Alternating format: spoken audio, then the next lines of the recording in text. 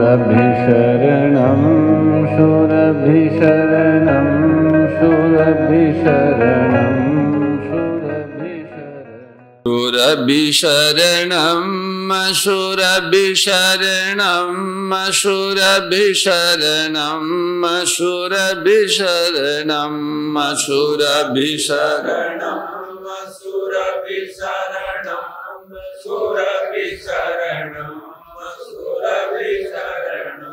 शूरभिशरणं शूरभिशरणं शूरभिशरणं शूरभिशरणं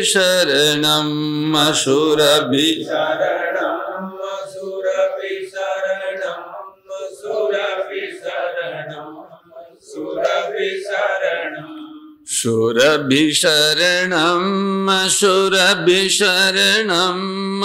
शूरभिशरणं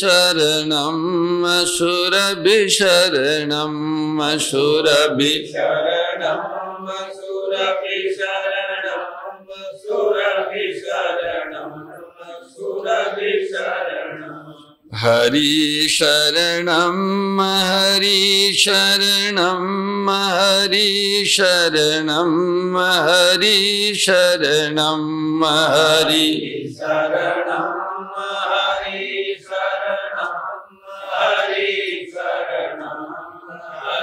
हरि शरणं हरि शरणं हरि शरणं हरि शरणं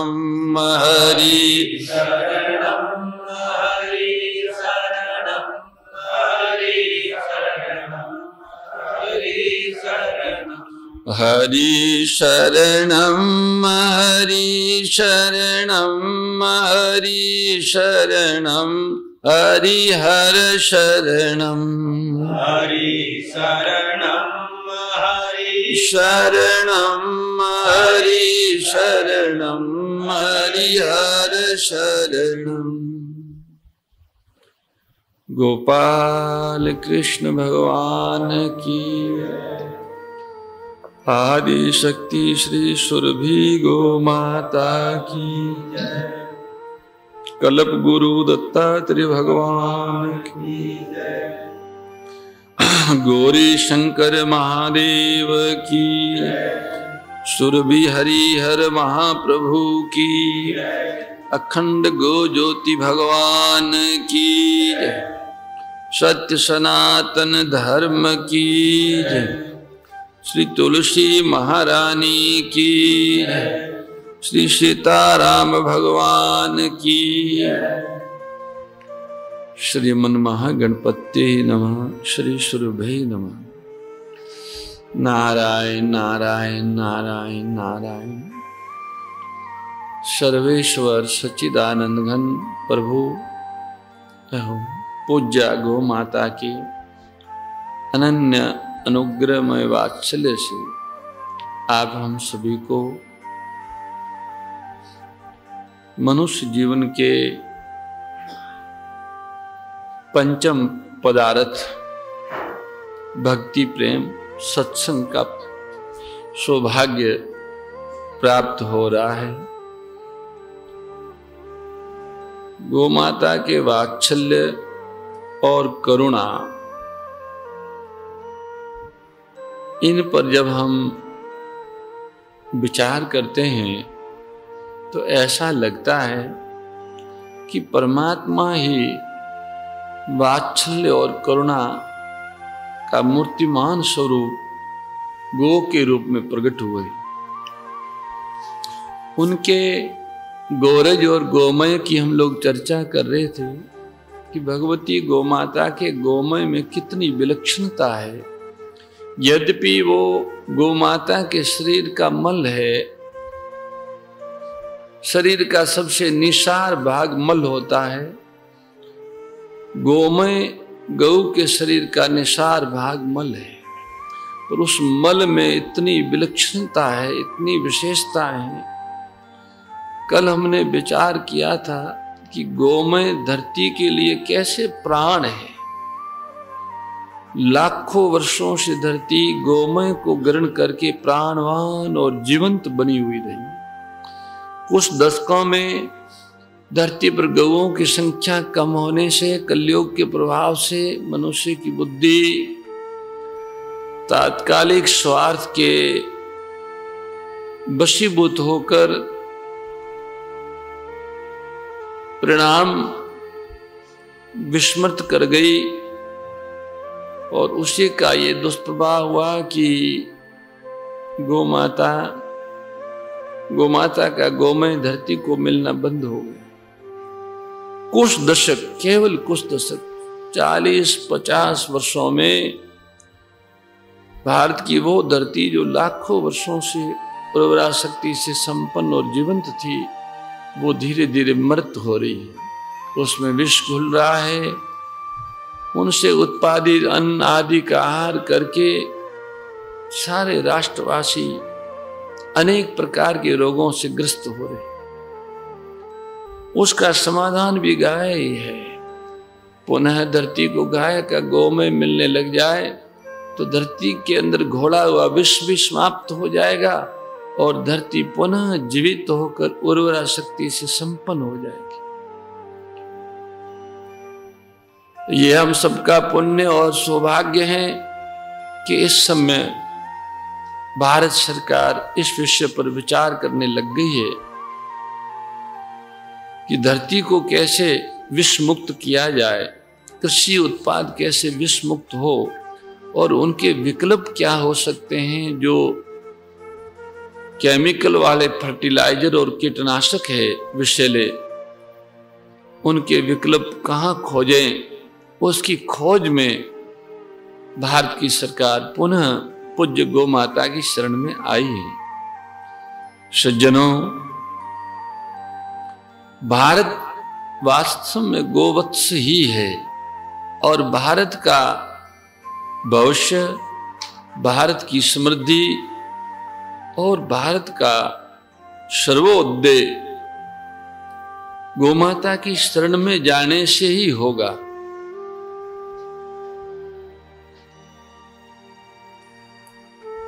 गोमय की महिमा के बारे में हम लोग कल चर्चा कर रहे थे कि वो कितना उसमें अलग अलग तरह की विशेषताएं हैं। जैसे विषाणुओं और रोगाणुओं को मिटाने की गोमय की शक्ति आधुनिक विज्ञान ने परीक्षण की है। ये जो एटम बम है, परमाणु बम बोलते हैं इसको, अणु बम बोलते हैं और क्या क्या बोलते हैं, इसके बारे में हमने सुना है कि जर्मनी के किसी वैज्ञानिक ने, शायद वहाँ कुछ दशकों पूर्व ये इस बम का प्रयोग हुआ था वहाँ के 2 शहरों में, तो वहाँ के वैज्ञानिकों ने देखा कि इस विषैले परमाणु बम के प्रभाव से मानव जाति को कैसे बचाया जाए, उसके लिए क्या क्या उपाय हो सकते हैं। उन उपायों की खोज में उन्हें ज्ञात हुआ कि भारतीय सभ्यता में रसोई घर को, यज्ञशाला को, देवालय को और पूजा स्थलों को गाय के गोमय से लेपा जाता है। यहाँ तक कि सभा स्थलों को भी गाय के गोमय से लेपन किया जाता था। क्या कारण रहा होगा? क्या गोमय में कोई ऐसी शक्ति है जो उन स्थानों को विष और रोग से मुक्त करे, रोगाणु और विषाणुओं से मुक्त करे? भारत में तो गोमय का लेपन पवित्रता के लिए, शुद्धता के लिए किया जाता है। शास्त्रों में ये कहा है कि कोई भी शुभ कार्य करना हो, स्थल को शुद्ध करने के लिए गोमय का लेपन, गोमूत्र का छिड़काव आवश्यक है। शुद्धि और पवित्रता के लिए, शुद्धिकरण और पवित्रीकरण के लिए गाय के गोमय और गोमूत्र भारतवासियों को सर्वत्र सुलभ हैं और ये दोनों ही इन चीजों के लिए अमोघ है। जर्मनी के वैज्ञानिकों ने ज्ञात किया कि गोमय में ऐसी क्या शक्ति है जो जगह को शुद्ध करती है। तो उन्होंने पाया कि गोमय विषाणुओं और रोगाणुओं की विकिरणों को रोकने वाला है, उनको निष्क्रिय करने वाला है। उनका यहां तक कहना है कि वज्र के बंकर में भी वह बम, जो एटम बम है, उसके प्रभाव से मनुष्य सुरक्षित नहीं रह सकता, वो भी पिघल जाएगा, क्योंकि जहां ये बम गिरे वहां पत्थर, लोहा सब कुछ पिघल गया था। परंतु अगर गाय के गोमय से लेपी हुई झोपड़ी में कोई बैठा है तो वो परमाणु बम के प्रभाव से सुरक्षित रह सकता है, ऐसा उन वैज्ञानिकों का निष्कर्ष है। ये रिपोर्ट छपी थी, अब मुझे स्मरण नहीं है वर्ष और किसमें छपी थी, पर ये प्रसिद्ध है। और इस रिपोर्ट का कुछ सार गीता प्रेस से प्रकाशित कल्याण में छपा था। सज्जनों, हैजा एक संक्रमित बीमारी है। अनेक लोग उस रोग से एक साथ पीड़ित हो जाते हैं।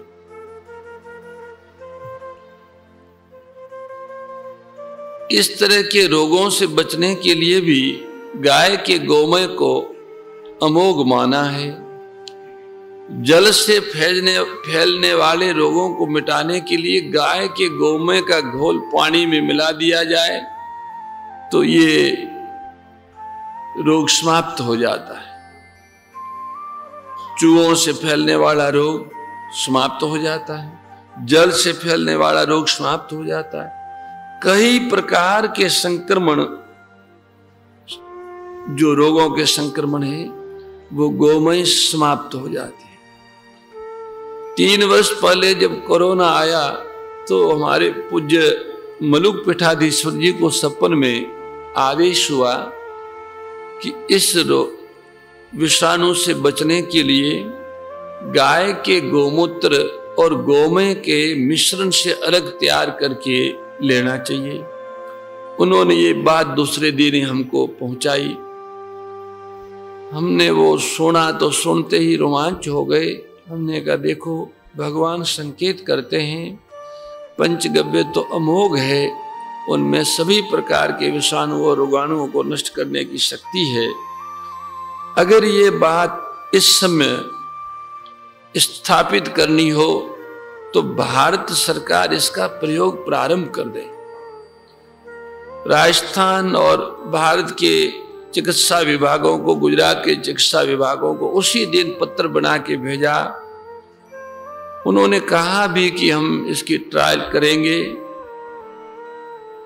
उस समय समाचार माध्यमों में ये बात भी आई कि पुन्ना में, राजकोट में और एक किसी अन्य स्थान पे कोरोना के शमन के लिए पंचगव्य का ट्रायल शुरू हो गया है, प्रयोग शुरू हो गया है।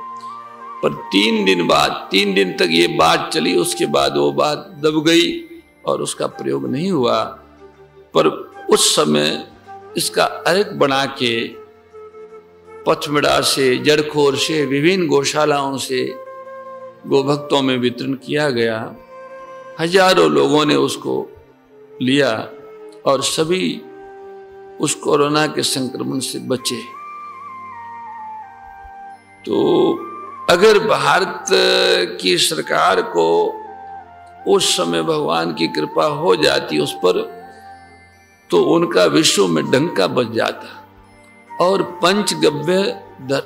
पंचगव्य की महिमा धरतीवासी सब जान जाते। भविष्य में मानव जाति सुरक्षित हो सकती थी भयंकर से भयंकर विषाणुओं से। परंतु काल का प्रभाव होगा, उसका प्रयोग वैधानिक रूप से सरकार नहीं कर पाई, उस बात को विश्व में स्थापित नहीं कर पाई। संभव है कि मानवीय अपराधों का दंड मानव को अभी भोगना शेष है। और आप मानिएगा कि यह संक्रमण अंतिम नहीं है, ये तो एक उस मनुष्य के द्वारा फैलाए हुए विष के दुष्परिणामों के प्रभावों की शुरुआत है। इससे भी भयंकर विनाशकारी विषाणुओं के संक्रमण फैल सकते हैं धरती पर। और जब धरती के सारे लोग जैसे कोरोना के पहले लॉकडाउन में हाथ ऊंचे कर दिए थे सारी सरकारों ने, सब देशों की सरकारों ने, ऐसे ही आगे आने वाले इस तरह के संक्रमणों से जब सब तरह के उपाय के बाद मानव जाति थक जाएगी और वो गवाम शरणम गच्छामि शरणागत होगी, तो पंचगव्य ही भविष्य में मानव जाति से जीव जगत की रक्षा करने में सफल होगा, इसमें कोई संदेह नहीं है। इसलिए हम ये बार बार निवेदन करते हैं कि उस तरह का संक्रमण कब आ जाए कोई उसकी भविष्यवाणी नहीं कर सकता। वो अदृश्य में छुपी हुई चीजें हैं, अचानक आ सकती है।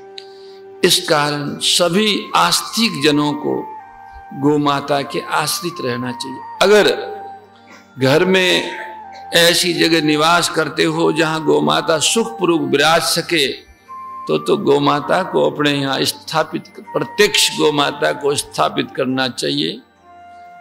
और अगर घरों में ऐसी व्यवस्था नहीं है तो प्रतीक रूप में गौ माता की छवि स्थापित करें और नियमित गाय के घी से सायंकाल दीपक, प्रातःकाल धूप करें।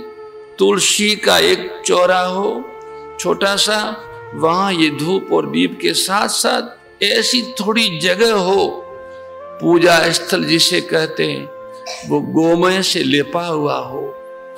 दो चीजें, प्रत्यक्ष गौ माता घर में रहे तब तो उत्तम बात है, और किसी कारण से प्रत्यक्ष गौ माता को घर में विराजमान करने की व्यवस्था नहीं होती, सुखपूर्वक गाय नहीं रह सकती, तो 3 तरह के गव्य घर में होने चाहिए। एक तो गोघृत, वेदलक्षणा गौ माता के दूध से तैयार किया गया गोघृत, दूसरा गोमूत्र अर्क, और तीसरा गोमय का पाउडर। ये तीनों चीजें हर घर में रहनी चाहिए और ये बात भारत के प्रत्येक परिवार में पहुंच जानी चाहिए। ये तीनों चीजें वो अपने घरों में रखें। ये 3 पदार्थ आने वाले भविष्य में जो भयंकर विनाशकारी विषाणु होंगे उससे उनकी रक्षा करेंगे। जब कोई साथ नहीं होगा, जैसे कोरोना के प्रारंभ में रेल, मोटर गाड़ी सब बंद हो गई, सब संपर्क छूट गया, लोगों में हाहाकार मच गई, लोग पैदल ही जहां थे वहां से अपने मूल स्थान की ओर चल पड़े। ये सब बातें आपको पता है, दोहराने की आवश्यकता नहीं। तो उस समय तो केवल रेल और मोटर का ही संपर्क टूटा था, टीवी पे और टेलीफोन पे तो सब बातें मिल रही थी, पर संभव है कि आने वाला जो विनाशकारी संक्रमण होगा वो परिवहन के साथ साथ संचार माध्यमों को भी ठप करा सकता है। ऐसे समय में हमारा सहारा गोघृत मानी गाय ही होगी। गाय होगी, प्रत्यक्ष गाय हो तो उत्तम से उत्तम, और गाय प्रत्यक्ष रूप से नहीं तो फिर गोमय, गोमूत्र और गोघृत, ये 3 चीजें हमें अवश्य रखनी चाहिए। हम आस्तिक लोग हैं और आस्तिकों का आश्रय ईश्वर होता है। ईश्वर ने हमें गो के रूप में अपने आप को समर्पित किया है, सुपुर्द किया है कि लो आओ और मुझसे वात्सल्य प्राप्त करो। इस वात्सल्य से अपनी भक्ति को सींचो और मानव जीवन सफल करो। मानव जीवन की पूर्णता भगवान की भक्ति की अभिव्यक्ति में ही है। मानव जीवन की सफलता मानव हृदय में प्रभु की प्रीति की अभिव्यक्ति में ही है। ये भक्ति रस है, ये रस नित्य नया है, पुराना नहीं। नित्य नव रस भक्ति को कहते। इस रस का स्रोत एकमात्र भगवान की प्रियता है। भगवान का प्रेम ही इस नित्य भक्ति रस का स्रोत है। अगाध प्रियता किसी अभ्यास से प्राप्त नहीं होती। उसकी प्राप्ति का एकमात्र साधन आत्मीयता से, अपनपन से आत्मीयता और अपनपन ही है। भक्ति रस आत्मीयता से और अपनत्व से ही प्राप्त होता है। तो जो साधक सुने हुए प्रभु को, जिसे इंद्रिय दृष्टि से, बुद्धि दृष्टि से नहीं देखा है, केवल अविचल आस्था, श्रद्धा, विश्वास के आधार पर अपना मान लिया है, उसमें जो आत्मीयता स्वीकार कर ली है, ये मान लिया है कि वे भगवान अपने हैं, इसी का नाम भक्ति है। भगवान को अपना स्वीकार करना ही भक्ति है। ये भक्ति 5 बातों से प्राप्त होती है। ध्यान देना, भगवान की भक्ति 5 बातों से प्राप्त होती है। कौन सी 5 बातें हैं? सबसे पहली बात है कि साधक को ये मान लेना चाहिए कि मैं उस प्रभु की जाति का हूं। जिस जाति के भगवान हैं, मैं भी उसी जाति का हूं। जिस धातु से प्रभु बने हैं, उसी धातु का मैं हूं। मुझ में और उनमें जातीय भेद नहीं है। ये पहली बात है। भगवान में और मेरे में जातीय भेद नहीं है। दूसरी बात, उनसे मेरा नित्य संबंध है। पहले भी था, अब भी है और आगे भी रहेगा। वे सर्वसमर्थ प्रभु सब कुछ कर सकते हैं, सब कुछ करने में समर्थ है, पर वो मुझे अपने से अलग करने में असमर्थ है। उनका और मेरा साथ नित्य है।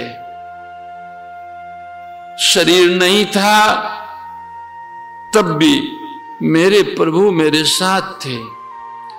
शरीर मिला है तब भी मेरे प्रभु मेरे साथ है। शरीर छूट जाएगा तब भी मेरे प्रभु मेरे साथ ही रहेंगे। जहां भी मैं रहूंगा वहां मेरे प्रभु साथ होंगे, वो नित्य साथ होंगे। और तीसरी बात, वो अपने हैं, वो मेरे अपने हैं और कोई मेरा अपना है नहीं, वो मेरे अपने हैं। ये सब कुछ उनका है। ये शरीर, ये मन, ये प्राण, ये बुद्धि, ये वाणी और ये सारा दृश्य जगत, धरती, अंबर, पवन, जल, अग्नि, आकाश, सूर्य, चांद, सब कुछ प्रभु का है और प्रभु मेरे अपने हैं। ये तीसरी बात। चौथी बात यह है कि मुझे मेरे प्रभु से कुछ नहीं चाहिए, उनसे कुछ लेना नहीं है। क्यों? क्योंकि उन्होंने सब कुछ पहले से ही दे रखा है। ऐसी कोई चीज बची ही नहीं है जो मुझे उन्होंने न दी हो और मैं मांगू। हाँ, एक चीज मांग सकता हूं। क्या? ये प्रभु मुझे अपनी शरणागति दे दो, मुझे अपनी आत्मीयता दे दो, मुझे अपना विश्वास दे दो। मैं उनका विश्वास उनसे मांग सकता हूं, मैं उनकी शरणागति उनसे मांग सकता हूं, मैं उनकी आत्मीयता उनसे मांग सकता हूं, मैं उनका प्रेम उनसे मांग सकता हूं, मैं उनकी भक्ति उनसे मांग सकता हूं। और कोई मांगने योग्य छूटा ही नहीं, क्योंकि प्रभु ने बिना मांगे सब कुछ दे दिया है। चौथी बात। पांचवी बात यह है कि अपने पास जो कुछ है वो प्रभु का ही है, अपना नहीं है। इसमें रंच मात्र भी कोई अपनी चीज नहीं है। जो कुछ है, जो कुछ में सब कुछ आ गया, समझ, शक्ति, शरीर, वाणी, जो है वो सब उन्हीं का है। इन 5 बातों को स्वीकार करने से प्रत्येक भाई, प्रत्येक बहन भक्त हो सकते हैं। ये 5 बातें हैं भक्ति के लिए। मैं भगवान की जाति का हूं, भगवान नित्य मेरे साथ है, भगवान मेरे हैं, जो कुछ मेरे पास है वो भगवान का है और भगवान से मुझे कुछ नहीं चाहिए। 5 बातें। भगवान की और मेरी जाति एक ही है। भगवान मुझे अपने से कभी अलग नहीं रखते, नित्य मेरे साथी हैं और वो मेरे हैं। मेरा करके जो कुछ है वो सब उनका है और उनसे मुझे कुछ नहीं चाहिए। इन 5 बातों को स्वीकार करने से भक्ति प्राप्त होती है। भक्त होने से भक्ति प्राप्त होती है तो भक्त हो जाते हैं।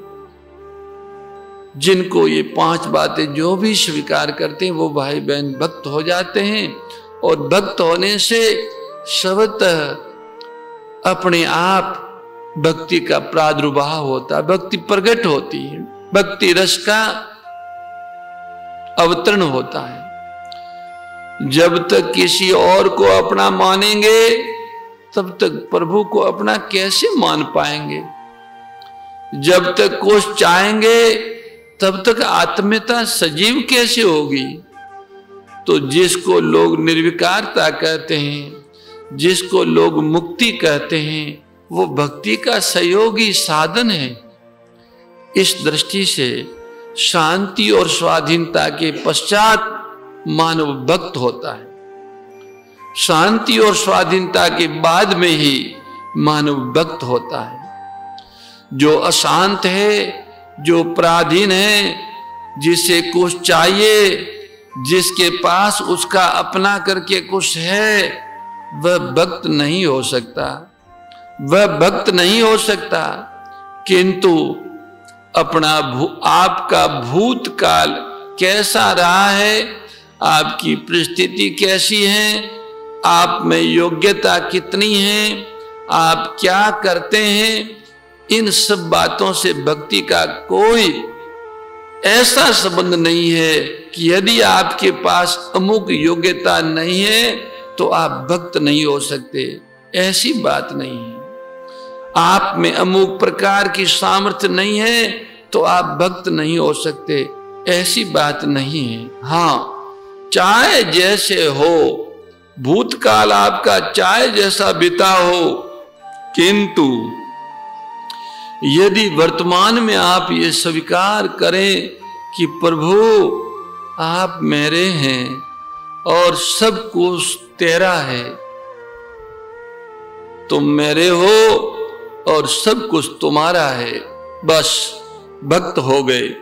वर्तमान में इतना स्वीकार करने से भक्त हो गए। इतनी स्वीकृति मात्र से भक्त हो गए। क्यों? जब आपके पास अपना करके कुछ नहीं रहा तो आप निर्विकार और निष्काम हो जाएंगे, स्वाधीन हो जाएंगे। जब आपने ये स्वीकार कर लिया कि प्रभु अपने हैं तो अपने होने से वो प्यारे लगेंगे, मीठे लगेंगे। आपने सुना होगा जब शरद पूर्णिमा के दिन श्याम सुंदर ने बंसी बजाई थी, तब गोपियों उस बंसी को सुनकर जो जिस स्थिति में थी उसी स्थिति में, उसी दशा में ज्यों की त्यों वन की ओर चल दी। जहां से बंसी की आवाज आ रही थी उसी आवाज की ओर जो जैसे थे वैसे ही वहां से चल दिए। उनकी दशा का वर्णन भागवत जी में है, आपने सुना होगा। वो इतना सुगम तो है नहीं, इतना है कि वर्णन करने के लिए बहुत समय चाहिए, किंतु सारांश उसमें इतना ही है कि अगर कोई गोपी एक आंख में काजल लगा चुकी थी तो उसी दशा में रवाना हो गई, यानी अस्त व्यस्त दशा में। आप जानते हैं काम का उद्गम क्या है, कामी का स्वभाव क्या है? काम का उद्गम है अपने शरीर की सत्यता और सुंदरता में विश्वास करना अथवा शरीर को सजाने का प्रयास करना। स्वस्थ रखना काम नहीं है, लेकिन ये जो आजकल की प्रथा के अनुसार ड्रेसिंग रूम है, उसको ड्रेसिंग रूम कहते हैं, उसको कहना चाहिए काम घर। वहां जाकर आदमी एक बनावटी ढंग से, आधुनिक ढंग से अपने शरीर को सजाता है। जिनमें काम नहीं रहता उनमें शरीर को सजाने की बात नहीं आती। इसलिए गोपियों काम रहित थी, वह प्रेममयी थी, प्रेम की मूर्तिमान स्वरूप थी, इसलिए उनको शरीर का कोई पता ही नहीं। जैसे ही बंसी की आवाज आई, जिस दशा में थी उसी दशा में चल पड़ी। और जब वन में पहुंची तो श्याम सुंदर ने क्या कहा, हे गोपियों, क्या तुम रास्ता भूल गई हो जो इस समय वन में आई हो रात में? गोपियों ने कहा, महाराज हम रास्ता नहीं भूले हैं। तो क्या तुम ये नहीं जानती हो कि वेद का धर्म क्या है? वेद ने क्या बताया है? वेद ने बताया है कि रात्रि के समय पर स्त्री को पति या पुत्र के साथ रहना चाहिए। रात्रि के समय पर स्त्री को या तो अपने पति के साथ रहना चाहिए या अपने पुत्र के साथ रहना चाहिए। तुम वन में कैसे आ गई? गोपियों ने कहा, हे श्याम सुंदर, हम आपको आचार्य बनाने नहीं आई, हम आपको गुरु बनाने को नहीं आई। तो श्री कृष्ण ने कहा, तो फिर क्यों आई हो? तो उन्होंने कहा, हम तो इसलिए आई थी कि हमको देखकर आप प्रसन्न हो जाओगे, आपको रस मिलेगा हमारे देखने से, हम इसलिए आई। और जहां आप जाने की कहते हैं वहां तो हमारा तरण के समान भी संबंध नहीं है। एक बात। दूसरी बात यह है महाराज, मन के बिना तन कैसे जाए? हमारे पास हमारा मन नहीं है। अब आप विचार कीजिए, मन किसके पास नहीं होता है? जो निष्काम होता है उसके पास अपना मन नहीं होता है। तो मन किसका नहीं होता है? जो ममता से रहित होता है उसका अपना मन नहीं होता। इससे क्या सिद्ध हुआ कि भक्तिमती गोपियों में ममता भी नहीं थी और कामना भी नहीं थी। इस पर भी भगवान श्याम सुंदर ने कहा कि तुम जाओ, यहां से चली जाओ। तो गोपियों ने कहा, हे धर्म के आचार्य, तुम ये बताओ कि किसी का पति कहीं चला गया हो और अपनी प्रतिमा बनाकर दे गया हो और ये कह गया हो कि तुम इसकी सेवा पूजा करना, तो पतिव्रता स्त्री को क्या करना चाहिए? उसकी सेवा पूजा करनी चाहिए। और जब उसका असली पति आ जाए तब क्या करना चाहिए? तब उसे उस प्रतिमा की पूजा करनी चाहिए अथवा असली पति की सेवा करनी चाहिए। भाई, तब तो उसे असली पति की सेवा करनी चाहिए। तो गोपियों ने कहा, हे श्याम सुंदर, हे धर्माचार्य, तुम ये बताओ जगत का पति कौन है, ये हमको बताओ। ये जगत का प्रकाशक कौन है, जगत का पति कौन है? यदि आप जगत के पति हैं तो बताइए हम असली पति को छोड़कर कैसे जाएं? इस पर भी श्याम सुंदर ने कहा जाओ। तब गोपियों ने अंत में एक बात कही, और वो ये कही कि महाराज जहां आप जाने की बात कहते हैं वहां तो हमारा संबंध ही नहीं है, और हमारे पास हमारा मन भी नहीं है। जो हम जाएं, हम तो बेमन किए हैं। इस पर भी यदि आप हमें देखकर प्रसन्न नहीं होते तो अब हम सब भस्म हो जाएगी, और जब हम विरह अग्नि में जलकर भस्म हो जाएं तब आप एक बार उस भस्म के ऊपर से चल जाना, उसके ऊपर होके आप चल देना। यहां एक बड़ा दार्शनिक रहस्य है। आप जानते हैं जिस समय अहम रूपी अणु नहीं रहता उस समय उस अनंत में ये सामर्थ्य नहीं रहती कि वो आपका त्याग कर सके। तात्पर्य क्या निकला? जिसने अपने प्रेमास्पद को रस देने के लिए ही अपने अस्तित्व को स्वीकार किया है, जिसने अपने प्रभु की प्रसन्नता के लिए अपना होनापन स्वीकार किया है, जिसका ये व्रत है कि मैं अपने प्रभु को रस मिले, वो ही भक्त है। और भक्त का अर्थ ये नहीं है कि भक्त को भगवान से कुछ लेना है। जिसे भगवान से कुछ लेना है वो तो भक्त है ही नहीं। आप जानते ही हैं, आपसे कोई कहे कि आप हमें अपनी मोटर दे दें और फिर कहे कि हम आपके बड़े भक्त हैं, तो आप कहेंगे आप मेरे भक्त हैं कि मोटर के भक्त हैं? भक्त उसे नहीं कहते जिसे कुछ भी चाहिए। जिसे कुछ भी चाहिए वो भक्त नहीं है। आप कहेंगे जब हमें कुछ चाहिए ही नहीं तो फिर हम क्यों किसी को अपना माने?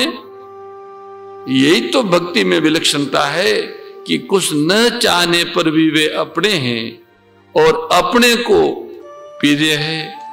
देखिए, अपना मान लेने का अर्थ क्या है? अपने को प्यारा लगे तो जिसका कोई प्रिय है उसी का नाम भक्त है, और उस प्रियता का नाम ही भक्ति है। तो भक्ति क्या हुई? किसी की प्रियता हुई। अब ये प्रियता जो है वह शरीर धर्म नहीं है, वह आत्म धर्म है। प्रियता अपने में होती है। अपने आप में प्रियता जागृत होगी, न कि आपके तन में, न मन में, न आपकी बुद्धि में। इन सब में प्रियता जागृत नहीं होती। इन सब पर तो भगवान की भक्ति का प्रभाव होता है। जैसे आसक्ति अपने में होती है, दिखाई मन में देती है, दिखाई देती है मन में और होती है अपने में। उसी प्रकार जब अपने में भक्ति जागृत होती है तब उसका प्रभाव शरीर पर होता है, इंद्रियों पर होता है, प्राणों पर होता है, और इतना गहरा प्रभाव होता है कि सारा शरीर भगवान की भक्ति के परमाणुओं से निर्मित हो जाता है। एक नवीन शरीर का निर्माण होता है जो स्थूल, सूक्ष्म और कारण तीनों शरीरों से अतीत और चिन्मय है। परंतु ये भक्ति ममता और कामना का त्याग तथा आत्मीयता के बिना प्राप्त नहीं होती। आप सोचते होंगे कि हम इंद्रियों के द्वारा किसी अभ्यास पूर्वक भक्ति प्राप्त करेंगे, सो संभव नहीं है। भक्ति में समस्त इंद्रियों, मन और बुद्धि, प्राण आदि सब अपने अपने स्वभाव को छोड़कर भगवत प्रियता में परिवर्तित हो जाते हैं। अथवा यूं कहिए कि जब भक्त भगवान को देखता है तब उसकी सारी इंद्रियों नेत्रों में विलीन हो जाती है। जब उनकी बात सुनता है तो सारी इंद्रियों श्रोत में विलीन हो जाती है। जब उसके संबंध में सोचता है तो सारी इंद्रियों मस्तक में विलीन हो जाती है। प्रेमी की सर्व इंद्रियों, भक्त की सर्व इंद्रियों एक इंद्रिय में विलीन हो जाती है। किंतु ज्यों ज्यों भक्ति बढ़ती जाती है, सबल होती जाती है, स्थायी होती जाती है, त्यों त्यों इंद्रियों, मन, बुद्धि, प्राण, शरीर ये सब भक्ति भगवान की प्रीति में प्रणीत होते चले जाते हैं। शरीर की आकृति रहते हुए भी वह सारा शरीर भगवान के प्रेम के परमाणुओं से, प्रेम की धातु से निर्मित हो जाता है। इसी का नाम असल में भक्ति है और वो एक प्रकार का रस है, ऐसा अनुपम रस है जिस रस की मांग भगवान को भी है। भक्ति रस की मांग भगवान को है। भक्ति भगवान को रस देती है, किंतु कब प्राप्त कब होती है? जब मुक्ति से भी संतुष्ट न हो, मुक्ति भी अच्छी न लगे, अथवा यूं कहें कि मुक्ति में संतोष न करें, तब भक्ति प्राप्त होती है। जिसे मुक्ति भी खारी लगती है उससे भक्ति प्राप्त होती है। और मुक्ति किसे प्राप्त होती है? जिसके जीवन में सुख का प्रलोभन नहीं रहता, जिससे सुख नहीं बहता, सुख जिसको अच्छा नहीं लगता, उसको मुक्ति मिलती है। और मुक्ति जिसे अच्छी नहीं लगती, उसको भक्ति मिलती है। अंतर केवल इतना है कि सुख का प्रलोभन नाश होने से दुख की निवृत्ति होती है। सुख का प्रलोभन नाश होता है, किंतु मुक्ति का कभी नाश नहीं होता। क्यों? इसलिए नाश नहीं होता कि मुक्ति में भी देह का अभिमान गल जाता है, देह से संबंध नहीं रहता है। तो जब देह से संबंध नहीं रहता, तब कर्म में, चिंतन में, स्थिरता में जीवन बुद्धि नहीं रहती। और जब इन सब में जीवन बुद्धि नहीं रहती, तब पराधीनता नहीं रहती। तो पराधीनता का अत्यंत अभाव कहो अथवा मुक्ति कहो, एक ही बात है। परंतु उस स्वाधीनता को प्रियता के लिए समर्पित कर देता है कौन? भक्त। भक्त उस स्वाधीनता को भी भगवान के प्रेम के लिए समर्पित कर देता है। आप कहेंगे क्यों समर्पित कर देता है स्वाधीनता? स्वाधीनता का अनुभव आप करते हो, पराधीनता से पीड़ित भी आप थे। तो जो पराधीनता से पीड़ित था वो ये कहता है कि मैं स्वाधीन हूं, तो स्वाधीनता अपने लिए उपयोगी हुई, प्रभु के लिए उपयोगी नहीं हुई। लेकिन प्राप्त कैसे हुई? स्वाधीनता आपको कैसे प्राप्त होती है? प्रभु के दिए हुए विवेक रूपी प्रकाश के आदर से स्वाधीनता की प्राप्ति होती है। मुक्ति विवेक से सिद्ध है और विवेक आपको भगवान से मिला है। जैसे भक्ति कर्म सापेक्ष है, जितने भोग है वे सब कर्म की अपेक्षा रखते हैं, यानी कर्म के ही द्वारा भोगों की सिद्धि होती है। लेकिन एक बात बताइए, कर्म सामग्री किस कर्म के द्वारा सिद्ध होती है? क्या विचार आपका? क्या कर्म सामग्री भी किसी कर्म का फल हो सकती है? अगर कर्म सामग्री किसी कर्म का फल हो सकती है तो कर्म का अनुष्ठान कैसे हुआ? तो ये मानना पड़ेगा कि कर्म सामग्री भी भगवान ने कर्ता को दी है। तो जिसने आपको कर्म सामग्री दी है भोग प्राप्ति के लिए, उसी ने आपको मोक्ष प्राप्ति के लिए विवेक दिया है। ये जो मोक्ष मिलती है वो विवेक से मिलती है।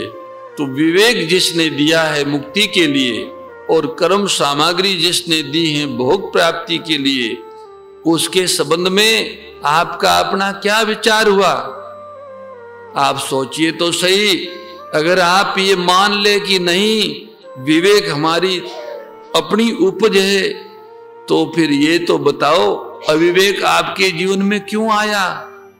अगर विवेक आपकी निज संपत्ति थी तो अविवेक क्यों आया?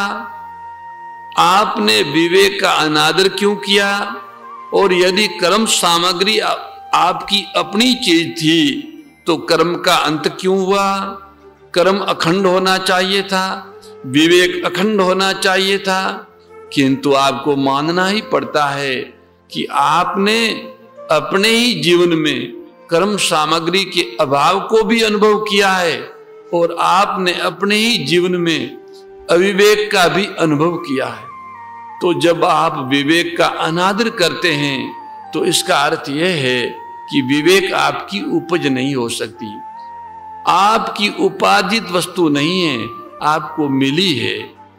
जिसने शांति के लिए, स्वाधीनता के लिए विवेक रूपी प्रकाश दिया और कर्तव्य पालन के लिए कर्म सामग्री दी, उस प्रभु को आप अपना नहीं माने, उसमें आप आस्था न करें, उसमें आप श्रद्धा न करें, उसमें आप विश्वास न करें, तो क्या ये कृतज्ञता नहीं होगी?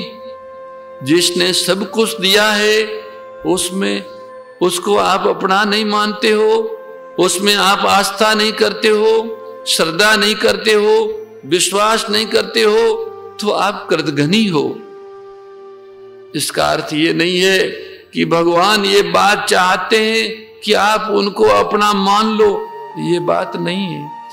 आप उनको अपना मानते हैं तब आपको वे प्यारे लगते हैं, और उनसे अपनत्व की बात अलग है। भगवान ने तो आपको विवेक भी दिया है, आप भगवान को मत मानिए और आप विवेक पूर्वक असंगता के द्वारा मुक्ति प्राप्त कर लीजिए। भगवान ने आपको कर्म सामग्री दी है, आप कर्म सामग्री के सदुपयोग द्वारा भोग प्राप्त कर लीजिए, लेकिन भोग के परिणाम को आप नहीं मिटा सकते। भोग का परिणाम आपको अपनी रुचि के विरुद्ध भोगना ही पड़ता है। भोग का परिणाम दुख होता है, वो भोगना पड़ता है। भोग को आप प्राप्त कर सकते हैं, लेकिन उसके परिणाम से अपने को बचा नहीं सकते हैं। तो भोग का परिणाम क्या है जानते हो? रोग और शोक। भोग का परिणाम रोग और शोक है, और मुक्ति से आपके दुख की निवृत्ति हो सकती है, आपकी पराधीनता मिट सकती है, आपके जीवन में से जड़ता का अत्यंत अभाव हो सकता है, चिन्मय अमर जीवन से आप अभिन्न हो सकते हैं। आप अमरत्व में संतुष्ट हो जाए। भगवान आपसे कभी नहीं कहेंगे कि आप हमको अपना मानिए, किंतु आप जानते हैं मुक्ति का जो रस है, शांति का जो रस है, निर्विकारता का जो रस है, वो अखंड तो है, अविनाशी तो है, उसका नाश तो नहीं होता, परंतु उसकी पूर्ति होती है, वो पूरा हो जाता है। जैसे जिस वक्त आपको निर्विकारता प्राप्त हुई, निर्ममता होने से, निर्मम होने से, फिर आप ये नहीं कह सकते कि निर्विकारता के बाद निर्विकारता का कोई और भाग ऐसा रह गया जो प्राप्त करना है। पूर्ति उसकी होती है, ऐसे ही स्वाधीनता की भी पूर्ति होती है, ऐसे निसंदेहता की भी पूर्ति होती है, जिज्ञासा की भी पूर्ति होती है। आप संदेह रहित हो जाते हैं, किंतु प्रियता जो है उसकी कभी पूर्ति नहीं होती। पूर्ति न हो, निवृत्ति हो, उसकी निवृत्ति भी नहीं होती। अब आप सोचिए, न तो प्रियता की कभी पूर्ति होती है, न उसकी निवृत्ति होती है, और न उसमें क्षति होती है। जिसकी क्षति न हो, जिसकी निवृत्ति न हो, जिसकी पूर्ति न हो, मानना पड़ेगा वो असीम है, वो अनंत है, वो नित्य है, क्योंकि निवृत्ति नहीं होती इसलिए नित्य है। तो जो भगवान की भक्ति है, भगवान की प्रियता है, वो असीम है, वो अनंत है, वो नित्य है। उस भक्ति रूपी प्रियता से उस भगवान को, उस अनंत को रस मिलता है, उनको रस मिलता है। भक्ति से भगवान को रस मिलता है, मुक्ति से हमको सुख मिलता है। दुखों का, मुक्ति से हमारे दुखों का अंत होता है और हमें परम सुख की प्राप्ति होती है, पर भक्ति से भगवान को रस मिलता है। मानव का निर्माण सच पूछिए तो भगवान ने इसी उद्देश्य की पूर्ति के लिए किया है। भक्ति रस की प्राप्ति करने के लिए भगवान ने अपने में से ही मानव को बनाया है। सारे जगत का निर्माण मानव के लिए, सारा जगत ये मानव के लिए बनाया है। जगत क्या है? कामना पूर्ति की सामग्री। और क्या है जगत? और विवेक का निर्माण परमात्मा ने मानव के लिए किया। भगवान ने जगत का निर्माण भी मानव के लिए किया, विवेक का निर्माण भी मानव के लिए किया, क्योंकि भोग और मोक्ष मानव को मिल सकता है। वस्तुओं के द्वारा भोग मिल सकता है, विवेक के द्वारा मोक्ष मिल सकता है। तो समस्त वस्तुओं का निर्माण भगवान ने मानव के लिए किया, किंतु मानव का निर्माण अपने लिए किया है। आप कहेंगे क्यों किया?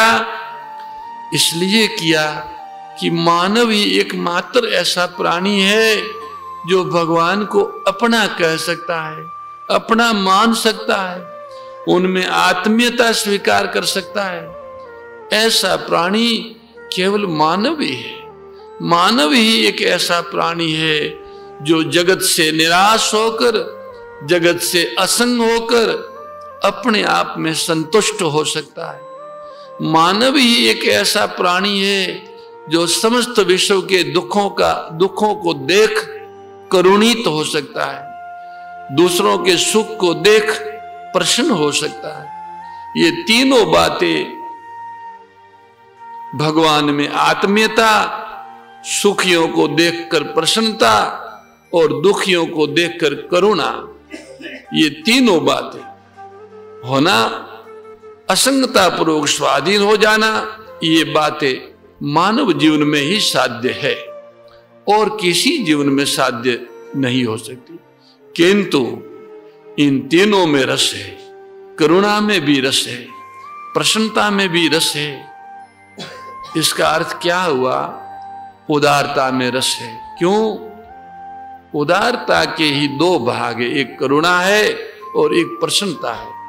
उदार मानव ही सुखियों को देखकर प्रसन्न होता है और दुखियों को देख के करुणित होता है। तो उदारता में भी रस है और असंगता में भी रस है, निष्कामता भी रस है।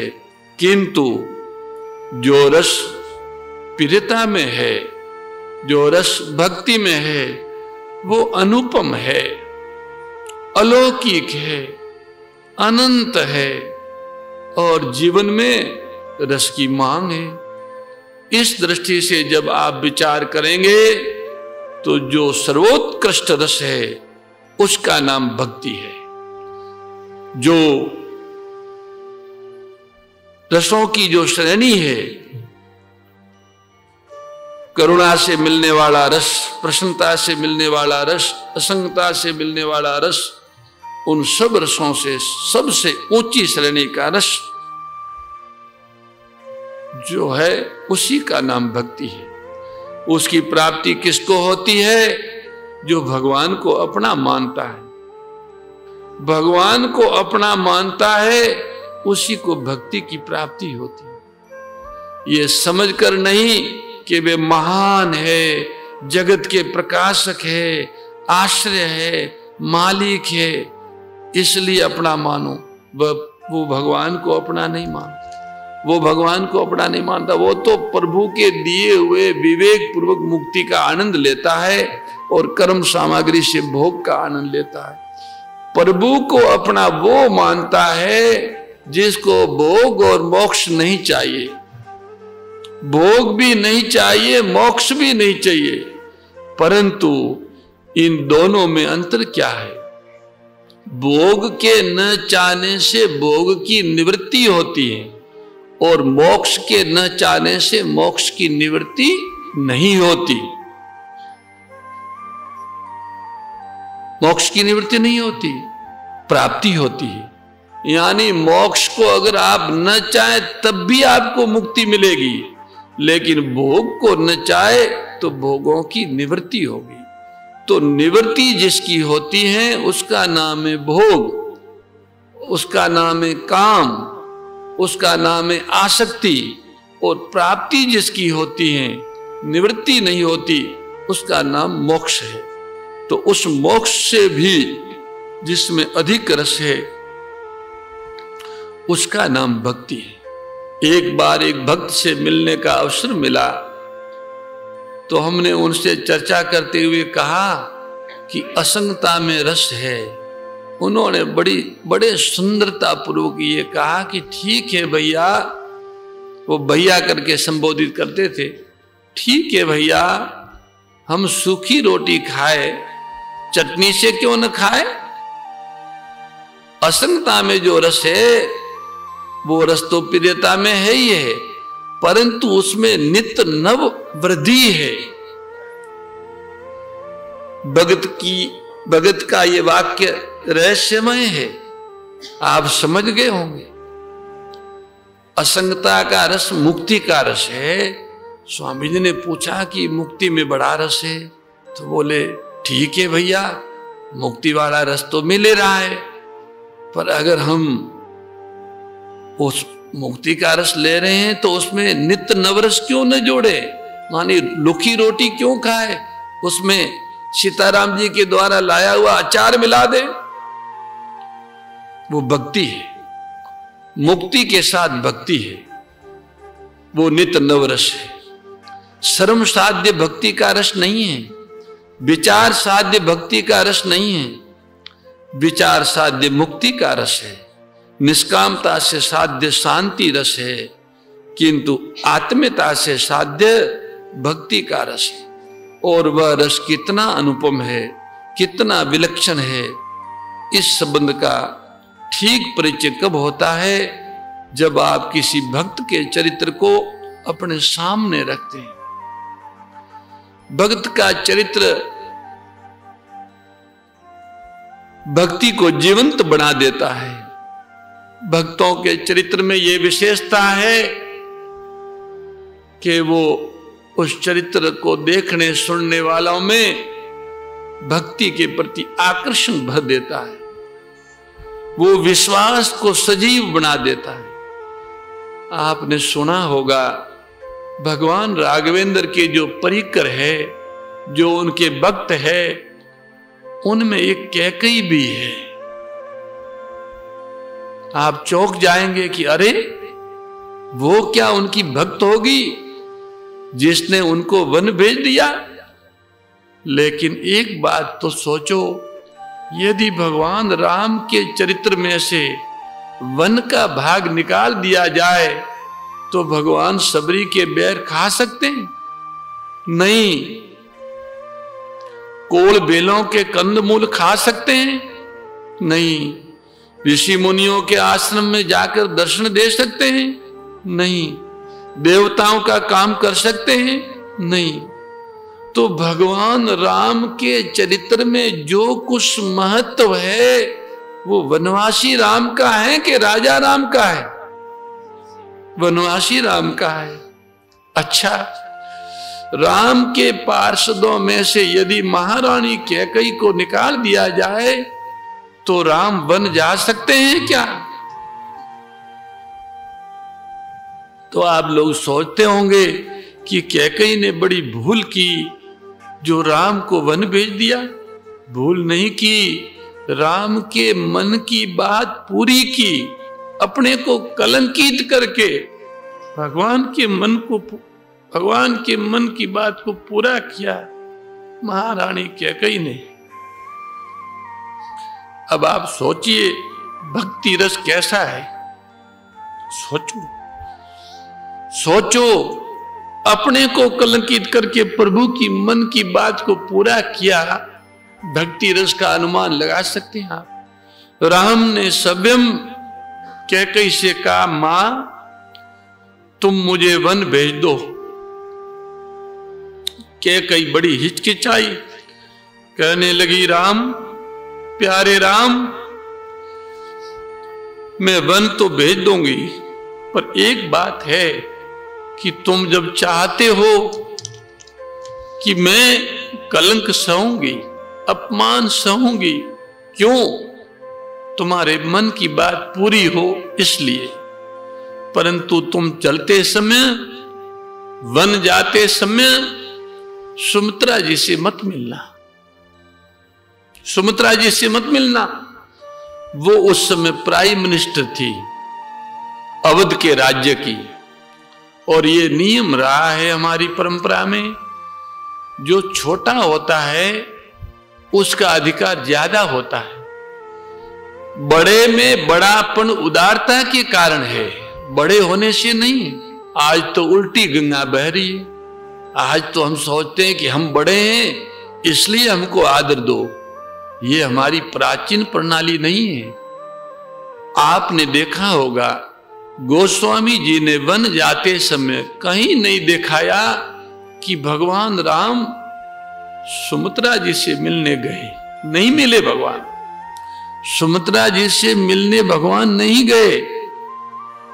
अब राज तिलक होने वाला है, अवध में बड़ा उत्साह है, बहुत उत्साह हो रहा है, बड़ा उत्साह है। हर एक के हृदय में ये भाव है कल राम राजा होंगे।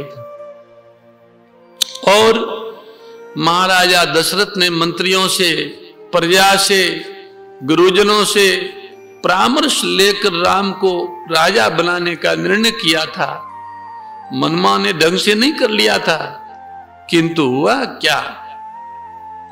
महारानी कैकेयी ने कहा, मेरा जो वचन आपके पास जमा पड़ा है वो पूरा कर दो, मैं कुछ चाहती हूं। बोले क्या चाहती हो? कैकेयी ने कहा, राम को वन भेज दो, राम को वन भेज दो और भरत को राज्य दो, और 14 वर्ष के लिए वन भेजो। और वो भी कैसे? वन में जाते दलबल के साथ, जहां राम वहां अवध हो जाता, सो नहीं। तापस वेश विशेष उदासी। इसमें जरा विचार करना चाहिए। तापस वेश विशेष उदासी, 14 वर्ष राम वनवासी। तपस्वियों का वेश बनाकर वन में जाए, राजा बनकर वन में न जाए, राजकुमार बनकर वन में न जाए। यदि राम राजकुमार बनकर जाते तो जहां राम रहते वहां अवध हो जाता। विचार कीजिए। और आजीवन के लिए न जाए, केवल 14 वर्ष के लिए जाए और भरत को राज्य दिया जाए। अगर उन्हें अपने लड़के को राज्य दिलाना था, कैकेयी, महारानी कैकेयी अगर अपने पुत्र भरत को राज्य दिलाना चाहती तो केवल यही मांग लेती कि भरत को राज्य दो और सदैव के लिए राज्य दो। भला कोई भी आदमी, कोई भी मां अपनी संतान से अपरिचित होगी क्या? तो महारानी कैकेयी इस बात से अपरिचित थी क्या कि श्री भरत जी में और श्री राम जी में कितना प्रेम है, वो सब जानती थी। कभी नहीं, भली भांति परिचित थी वो कि राम और भरत का कितना प्रेम है। राम को वन की आज्ञा हो गई। महाराजा दशरथ अत्यंत अधीर हो गए, व्याकुल हो गए। जो पत्नी पति के प्यार की पात्र हैं, आज से पहले जिस महारानी कैकेयी ने महाराजा दशरथ से खूब प्यार पाया था, वह आज अपने पति के द्वारा अपमानित होने लगी। जो कुछ कह सकते थे वो कहा, किया, बचा के कुछ नहीं रखा। आप जानते हैं, पुत्र के द्वारा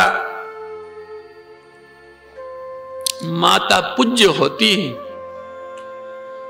भरत द्वारा भी कैकेयी का अपमान हुआ, पुत्र के द्वारा भी महारानी कैकेयी का अपमान हुआ, पति के द्वारा भी महारानी कैकेयी का अपमान हुआ।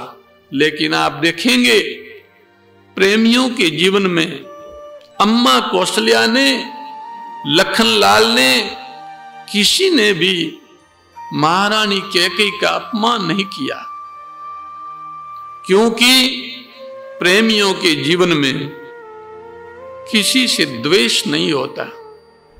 ये प्रेम जो है इसकी अनेक श्रेणियों है, इसलिए इसकी पूर्ति नहीं होती। तो महाराज दशरथ ने जब वन की आज्ञा दे दी, अब प्रातः काल हुआ, अम्मा कौशल्या इस उत्साह में बैठी थी कि आज रामलला आएंगे, मैं उनका आरता उतारूंगी, पूजन करूंगी, क्योंकि आज मेरे राम राजा बनने वाले। राम आए, माता कौशल्या के पास राम आए, किंतु बड़े संकोच में। राम बड़े संकोच में है कि मां के हृदय को कहीं कोई आघात न पड़ जाए। कहने लगे, पिता दीन मोई कानन राजू। पिताजी ने मुझे वन का राज्य दिया है। अम्मा कहने लगी, देखो राम, यदि पिता ने तुमको वन का राज्य दिया है तो मैं मां हूं, मैं मां हूं, मैं तुम्हें अवध का राज्य दे सकती हूं। लेकिन अगर कैकेयी मैया ने वन का राज्य दिया है तो फिर तुम वन चले जाओ। कोई विद्रोह नहीं, कोई विद्रोह नहीं हुआ, कोई संघर्ष नहीं हुआ। क्यों नहीं हुआ? सब जानते थे, सब जानते थे कि कैकेयी को राम अत्यंत प्यारे हैं। कैकेयी को राम अत्यंत प्यारे हैं। महाराजा दशरथ ने भी कहा, अरे कैकेयी, तेरी क्या बात है? क्या तुम सोचती है? तुझे तो राम बड़े प्यारे लगते थे, आज तू उनको वन में क्यों भेजती? पर इस रहस्य को तो प्रेमी जानते हैं। कैकेयी इसलिए वन भेजती है कि राम चाहते हैं कि मैं वन जाऊं, राम चाहते हैं कि मैं वन जाऊं। महाराज, ये समाचार लखनलाल जी ने सुना, महारानी सीता ने सुना, तो लखनलाल ने कहा, मैं भी साथ चलूंगा। मैं तब तीसरे दर्जे में पढ़ता था। स्वामी जी कहते हैं कि मैं जब तीसरी कक्षा में पढ़ता था तो रहो तात असनीच नीति विचारी, यहां से आरंभ होता है। बहुत समझाया राम ने, और कहते कहते यहां तक कह दिया कि राम ने जासू राजा पीर प्रजा दुखारी, सो नरप अवशी नरक अधिकारी। अरे भैया देखो, अगर प्यारी प्रजा दुखी होगी तो राजा नरक में जाएगा। तुम प्रजा की सेवा करो, माता पिता वृद्ध हैं, उनकी सेवा करो, तो हमारे साथ वन में मत आओ। लखनलाल ने कहा, प्रभु एक बात पूछता हूं, ये जो धर्म है, आप जो धर्म और नीति का उपदेश कर रहे हैं, ये तो उसको करिए जिसको कुछ चाहिए। नीति और धर्म का उपदेश उनको करो प्रभु जिनको कुछ चाहिए। अधीर होकर लखनलाल ने कहा, मन कर्म वचन चरण रति होई, कृपा सिंधु परिहरे की सोई। राम का मुंह बंद हो गया। भगवान बोल नहीं सके, एक शब्द नहीं बोल सके। तब कहा, अच्छा भैया चलो साथ चलो। महारानी सीता ने कहा के तन प्राण की केवल प्राणा, या तो तन और प्राण दोनों आपके संग जाएंगे अथवा केवल प्राण जाएंगे। राम चुप हो गए। आप जानते हैं उर्मिला जी भी जनकपुरी की है और महारानी सीता की सहचरी है, सखी है, अत्यंत अभिन्न है।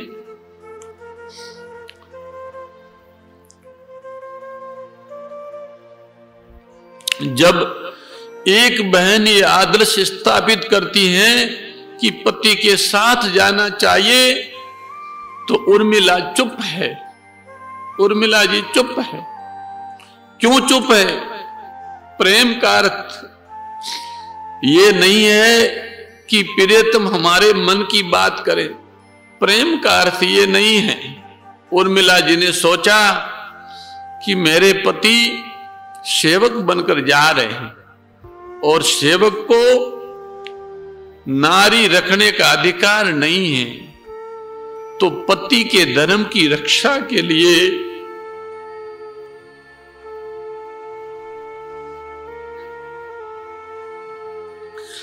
उर्मिला जी ने अपने प्रिय के वियोग की असह्य वेदना मुंह को होकर सहन की। अपने प्रिय पति के वियोग की जो असह्य वेदना थी वो मुंह को होकर सहन की। महाराज मुंह को होकर राम वन को चले गए। अवध में हाहाकार हो गया। महाराज दशरथ इतने अधीर हुए, इतने बेचैन हुए। राम के वियोग से सुमंत से कहा कि तुम वन में घुमा फिरा के इनको ले आना तो मेरे प्राण बच जाएंगे। राम ने महाराजा की इस बात की बिल्कुल परवाह नहीं की और कह दिया, खोज मार रथ आकहु तात। रथ को ऐसे चलाओ उसका कोई चिन्ह पीछे न रहे। ये तात, ये सुमंत जी पिता के समान है। आप ऐसे रास्ते से चलो जो लोगों को निशान न मिले कि हम कहां गए।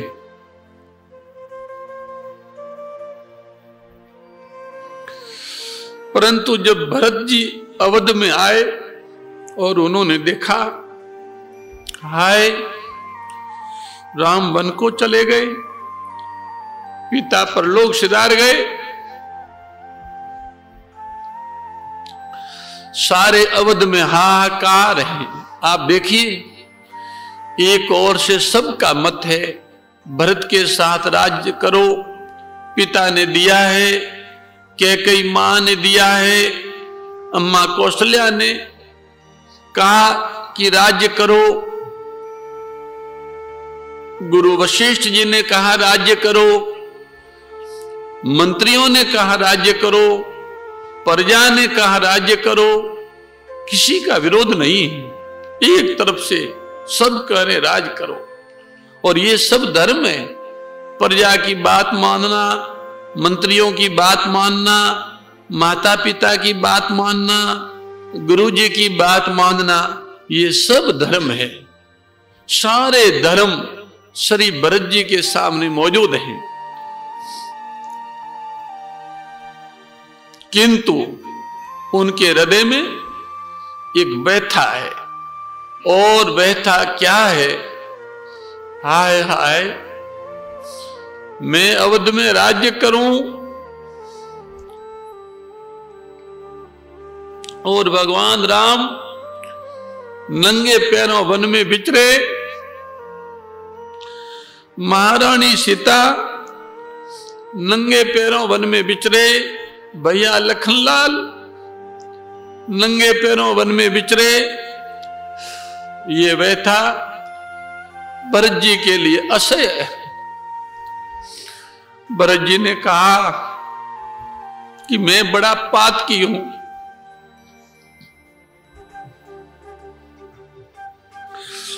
मैं बड़ा अधम हूं,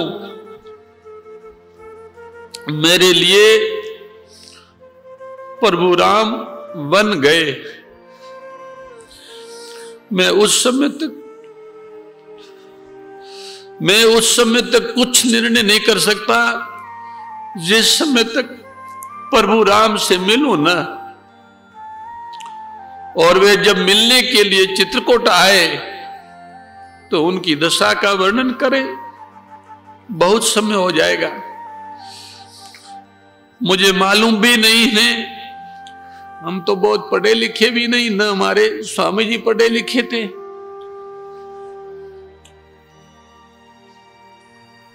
पर जो भगवान के चरित्र को पढ़ते हैं, जानते हैं, उनको पता है कि ये बहुत बड़ा चरित्र है, उसमें खूब समय लगता है।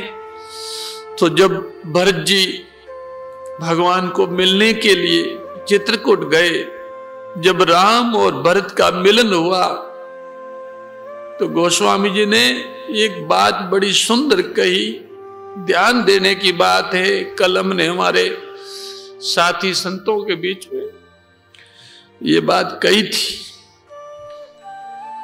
जैसे भरत जी राम जी से मिले हैं तो गोस्वामी तुलसीदास जी कहते हैं, परम प्रेम पूर्ण दोहु भाई, परम प्रेम पूर्ण दोहु भाई, मन बुद्धि चित अहम इति बिसराई। राम और भरत दोनों प्रेम से परिपूर्ण है, जीव और ब्रह्म है, दोनों मिल रहे हैं, दोनों प्रेम से भरे हुए हैं। दोनों ही में न अहम है, न बुद्धि है, न चित्त है, न मन है, दोनों बेमन के हैं।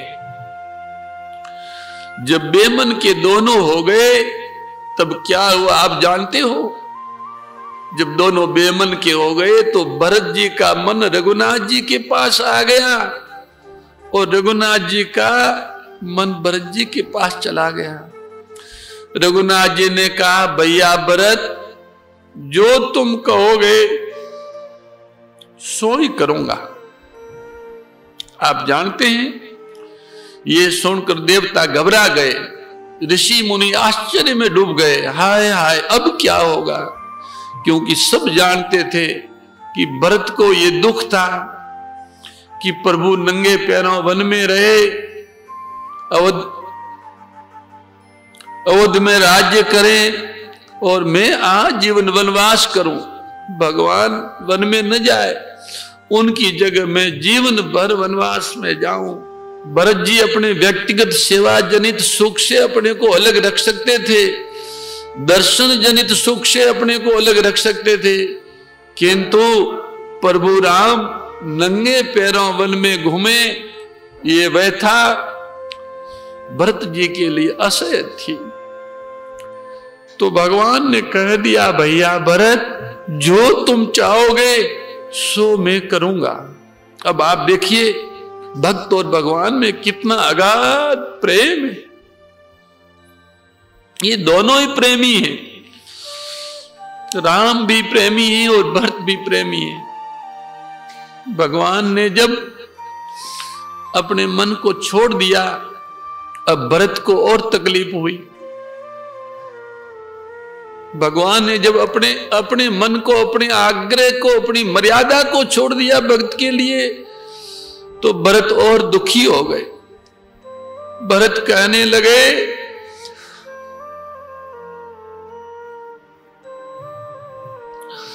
हाय हाय,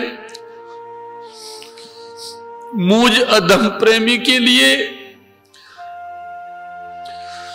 आप अपनी मर्यादा को छोड़ रहे हैं। मुझ अधम प्रेमी के लिए प्रभु आप अपनी मर्यादा का उल्लंघन कर रहे हैं। मैं कहां प्रेमी हूं, प्रेमी तो पिताजी थे जिन्होंने आपके वियोग में प्राणों का परित्याग कर दिया। प्रेमी भैया लखन लाल है जो आपका वियोग नहीं सह सकते।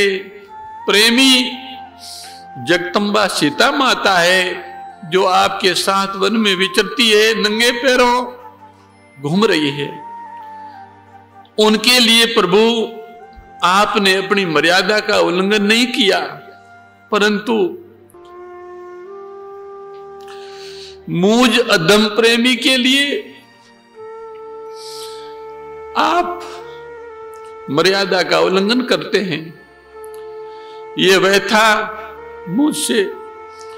मुझसे सहन नहीं होगी प्रभु। आप देखो, अब देख लिए क्या हुआ। अब प्रभु का जो अपना मन था वो भरत के पास चला गया। राम जी का मन भरत जी के पास चला गया, भरत जी के पास आ गया। जैसे पहले भरत जी का मन राम जी के पास आया, तब राम जी ने कहा कि जैसा भरत तुम चाहोगे वैसा मैं करूंगा।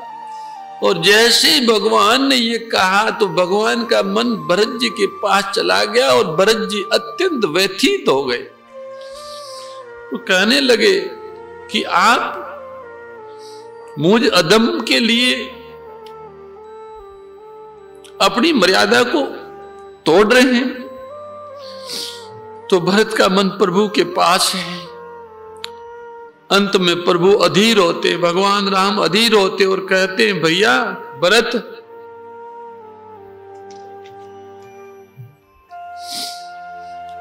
भैया भरत तुम बताओ मैं क्या करूं। अहम भक्त पराधीना, अहम भक्त पराधीना। ये भक्ति रस की महिमा है, ये भक्ति रस की महिमा है। भगवान कहते भरत तुम बताओ मैं क्या करूं, तुम बताओ भैया भरत मैं क्या करूं। भरत कहने लगे हे प्रभु, अब तो यही चाहता हूं कि यदि वन की अवधि पूरी होने पर, समय पूरा होने पर आप अवध में नहीं पधारेंगे तो भरत के प्राण नहीं पाएंगे।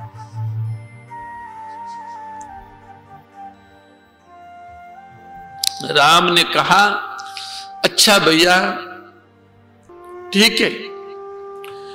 उनकी चरण पादुका ली, भगवान राम की चरण पादुका ली, उनको हृदय से लगाया, उसको लेकर गए, उसी को राजा माना और एक तपस्वी की तरह, एक वनवासी की तरह भरत जी ने निरंतर राम का काम किया, निरंतर राम का काम करते रहे। भक्ति आपको सन्यासी नहीं बनाती, भक्ति आपको वर्तमान कार्य से नहीं छुटाती, क्योंकि भरत जी ने सारा राम जी का काम किया, यहां अपना काम किया।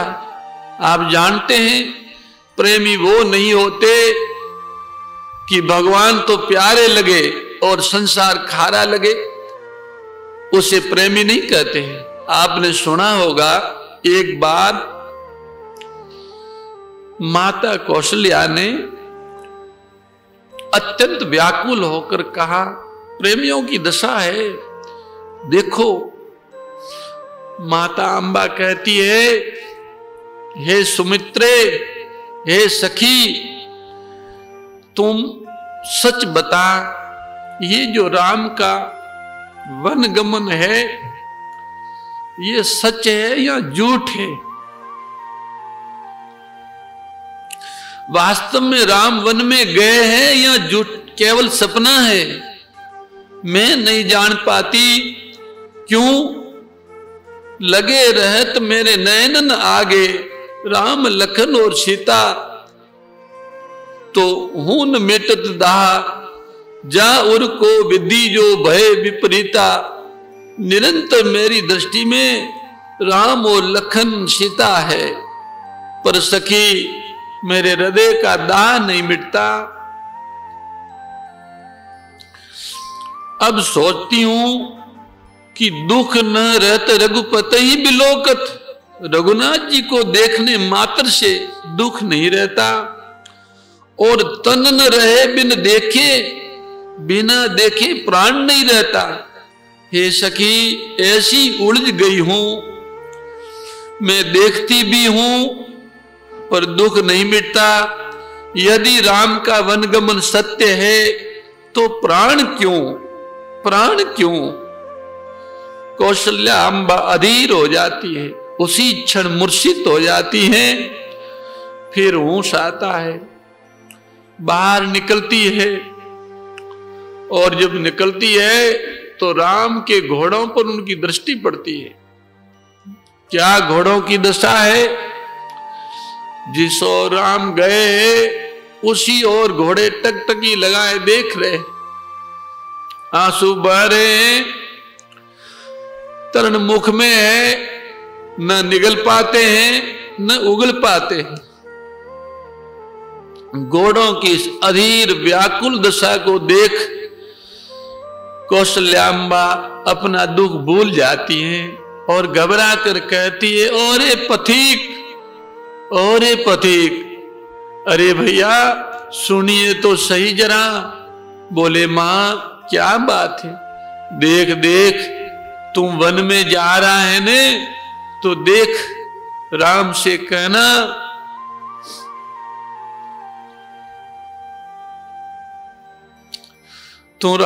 कहना कि वे एक बार इन घोड़ों की दशा देख जाए। मुझसे इनकी दशा देखी नहीं जाती। राम के घोड़े दुखी है, अंबा दुखी है। तात्पर्य क्या है? भक्ति रस में सर्वात्म भाव है, अपने सुख की गंध भी नहीं है।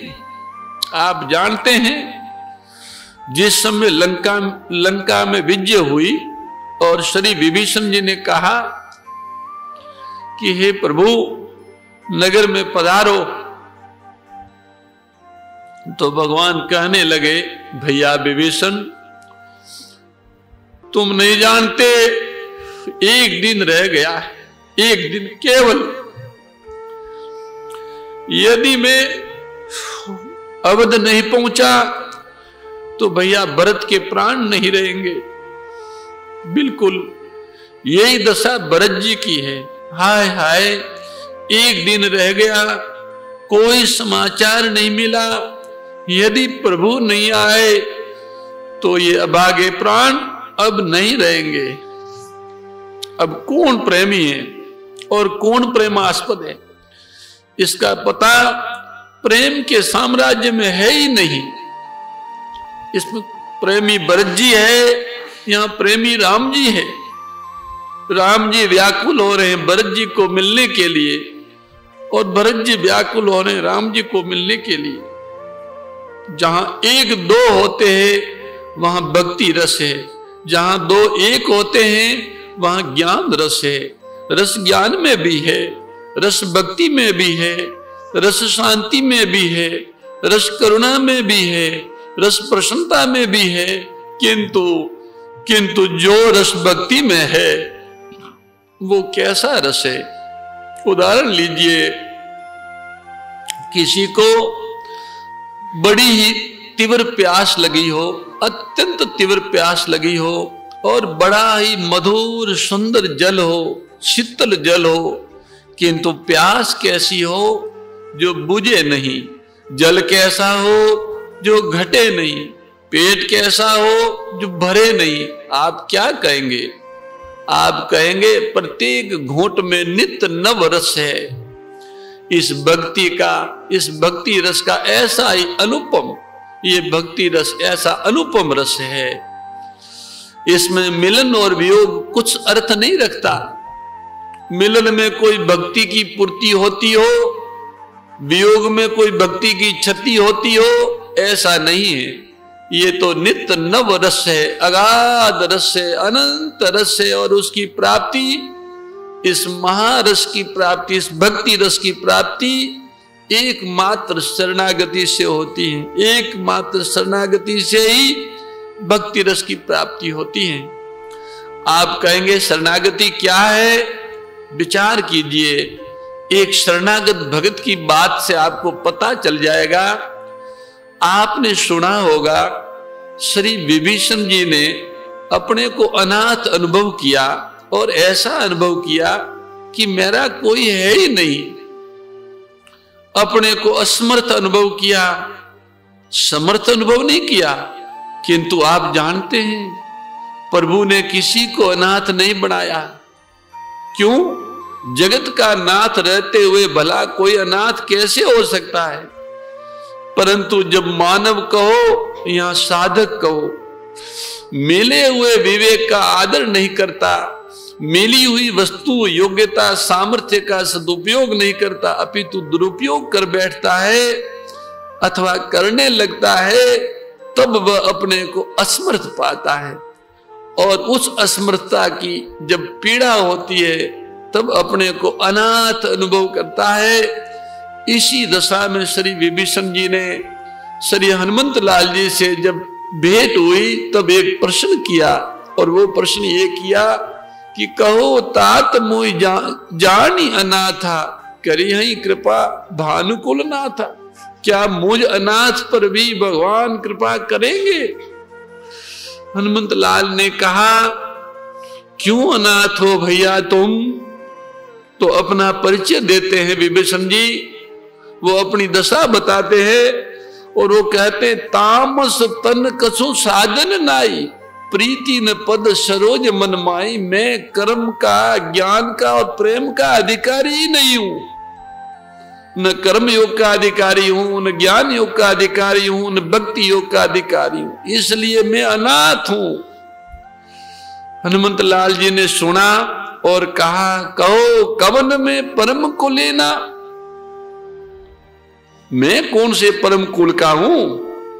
अब अपनी दशा बताते हैं। कपि चंचल सबई विधिहीना, ये अपनी असमर्थता का परिचय है, अपने दोषों का परिचय है। आगे चलकर हनुमंत लाल कहते हैं, प्रात लई जो नाम हमारा, मिले न तादिन ताही आहारा। असमय अधम सखा सुन, ये सखा मैं ऐसा अधम हूं, मोहि पे रघुवीर के नहीं, कृपा सुमरी गुण भरे बिलोचन नीर। ये कहत राम गुण ग्रामा, पावा अनिर्वाच्य विश्रामा। तात्पर्य क्या है? अपनी असमर्थता से पीड़ित होना और उनकी महिमा में आस्था होना, स्वयं की कमजोरी से पीड़ित होना और भगवान की महानता में आस्था होना। जब श्री विभीषण जी ने सुना, अपने हनुमंत लाल जी कहो चाहे उनके गुरुदेव कहो, गुरु से सुना, प्रभु कृपा करते हैं। गुरु ने ये नहीं कहा कि तुम उसका नाम लेना, कि तुम उनका ध्यान करना, कि तुम उसका भजन करना। जैसा साधक का प्रश्न था वैसा ही गुरु का उत्तर था। उनमें संदेह ये था कि क्या मुझ अनाथ पर भगवान कृपा करेंगे? उन्होंने कहा, अनाथ पर प्रभु कृपा करते हैं। प्रभु अनाथ पर कृपा करते हैं। जो अपनी असमर्थता से पीड़ित है उस पर प्रभु कृपा करते हैं। आस्था हो गई। आस्था होने के बाद आपने सुना ही होगा, जिस समय श्री विभीषण जी श्री रघुनाथ जी से मिलने गए तो उन्होंने ये परिचय दिया कि मैं इतना जब, उन्होंने ऐसा कोई परिचय नहीं दिया कि मैं इतना जप करके आया हूं, कि इतनी देर ध्यान करके आया हूं। बड़े सरल ढंग से उन्होंने अपना परिचय दिया, श्रवण सुजस सुनी आय हूं। मैंने अपने कानों से आपकी महिमा को सुना। क्या सुना? प्रभु भंजन भव भीर, भगवान भय को हर लेते हैं, दुख को हर लेते हैं। ये सुनकर मैं आपकी शरण में आया हूं। सुग्रीव जी उनके सखा है और उस समय के सेनापति हैं। तो सुग्रीव जी ने कहा, प्रभु ये रावण का भाई आपसे मिलने आया है। प्रभु राम ने कहा, तो क्या करना चाहिए? क्योंकि जिसको पद दिया उनको सेनापति का पद दिया था, तो पद दिया इसलिए प्रभु ने उनका प्रमार्श लिया। तो सुग्रीव ने कहा कि जानी न जाई निशाचर माया, न जाने ये क्यों आया है, उनको बांध कर रख लिया जाए। रघुनाथ जी अधीर हो गए, व्याकुल हो गए और कहने लगे, सखा नीति तुम नीकी विचारी, तुम्हारी नीति बड़ी सुंदर है, पर क्या करूं, मम प्रण शरणागत भय हारी, मेरा प्रण है, मैं शरणागत के भय को हर लेता हूं। और ये जो तुम कहते हो कि निशाचर बड़े ऐसे और ऐसे होते हैं, तो प्रभु ने ये नहीं कहा कि मैं उनका नाश कर दूंगा, प्रभु ने कहा उनके लिए लखनलाल पर्याप्त है। भक्तों पर जब दुख होता है तो प्रभु कहते सखा सोच त्यागो बल मोरे, और जब उनके ऊपर आपत्ति आती है तो प्रभु नहीं कहते। उनका ऐश्वर्य प्रेमास्पद का माधुर्य किसके लिए है, प्रेमियों के लिए है, भक्तों के लिए है। प्रभु ने अनेक बार कहा, सखा सोच त्यागो बल मोरे, तुम मेरे बल पर निश्चिंत हो जाओ, निर्भय हो जाओ। और जब उनकी अपनी व्यक्तिगत समस्या आई तब कहते कहते हैं, भैया लखनलाल पर्याप्त है। आप जानते हैं हनुमान जी गदगद हो गए, क्योंकि गुरु जो होता है ना, वो प्रभु की महिमा से परिचित होता है, वो उसको जानता है। और शिष्य जो होता है वो गुरु की बात को मानता है, जानता नहीं है। जैसे विभीषण जी ने इस बात को मान लिया था कि श्री हनुमंत लाल जी और हनुमंत लाल जी इस बात को जानते थे। विभीषण जी ने तो हनुमान जी के कहने से माना था कि प्रभु कृपालु है, शरणागत के भय को हरने वाले हैं, अनाथों पे कृपा करते हैं। ये बात विभीषण जी ने मानी थी, पर हनुमान जी तो जानते थे कि वो अनाथों के नाथ है, वो दिनों के नाथ है, दीनानाथ है। तो विभीषण आते ही कह दिया, आओ लंकेश, लंका का राज्य दे दिया। किंतु विभीषण बड़े संकोच में डूब गए, बड़ा संकोच आ गए और कहने लगे, उर कसु प्रथम वासना रही, पहले मेरे मन में वासना थी, किंतु प्रभु पद प्रीति सरित सो गई। इससे क्या प्रकाश मिलता है कि मैंने दोषावस्था में आपकी शरणागति स्वीकार की, आप में आस्था की, निर्दोष होकर नहीं, दोष युक्त दशा में मैंने आस्था की। ये असमर्थ साधक की बात है आस्था। प्रभु ने कहा, यद्यपि सखा तब इच्छा नहीं, तुम बिल्कुल ठीक कहते हो, मैं मानता हूं तुम्हें कोई इच्छा नहीं है, परंतु मम दर्शन अमोघ जग माही। क्या सार निकला, जब मानव अपनी असमर्थता से पीड़ित होकर प्रभु की महिमा में आस्था करके एक बार ये स्वीकार कर ले, प्रभु मेरे हैं, मुझ पर कृपा करेंगे, वे कृपा करते हैं, इस आस्था मात्र से ही शरणागति सिद्ध हो जाती है। और शरणागत होने पर प्रेमी प्रेमास्पद और प्रेमास्पद प्रेमी हो जाता है।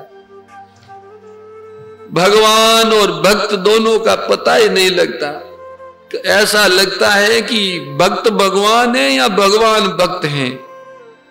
ये भक्ति रस की महिमा है। भक्ति रस की महिमा का कोई वारा पार नहीं है, कोई कह नहीं सकता है।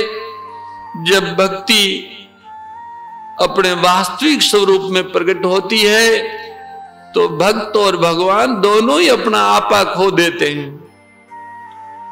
जैसे राम जी ने अपनी मर्यादा छोड़ दी और भरत जी ने अपना आग्रह छोड़ दिया, दोनों बेमन के हो गए। भक्ति के इस अनुपम रस का वर्णन करना असंभव है।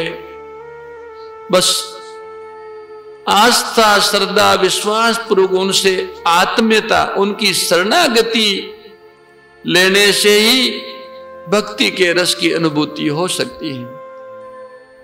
परम पिता परमात्मा सदगुरु भगवान दत्तात्रेय जी और आदि शक्तिश्वर भी गौ माता से यही प्रार्थना है कि हम सभी को उनकी शरणागति दो, उनका विश्वास दो, उनका प्रेम दो, जिससे ये मानव जन जीवन सार्थक हो जाए। इसी भाव के साथ आज की सत्य चर्चा को भगवान सीताराम जी के चरणों में नाम संकीर्तन के साथ विराम देते हैं।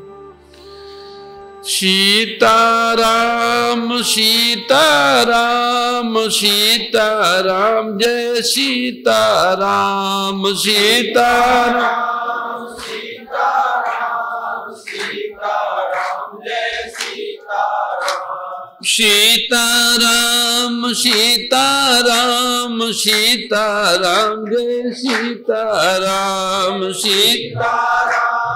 सीताराम सीताराम सीताराम जय सीताराम सीताराम सीताराम सीताराम जय सीताराम सीताराम सीताराम सीताराम जय सीताराम सीताराम सीताराम सीताराम जय सीताराम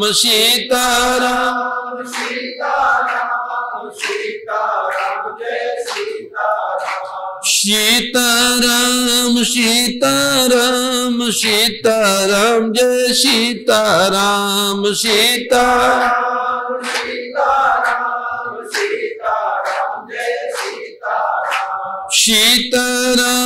सीताराम सीताराम जय सीताराम सीताराम सीताराम सीताराम जय सीताराम सीताराम सीताराम जय सीताराम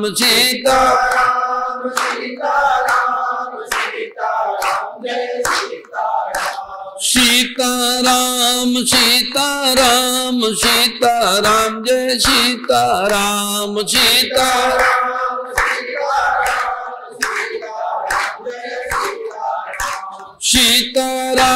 सीताराम सीताराम जय सीताराम सीताराम सीताराम सीताराम सीताराम जय सीताराम सीताराम सीताराम सीताराम सीताराम जय सीताराम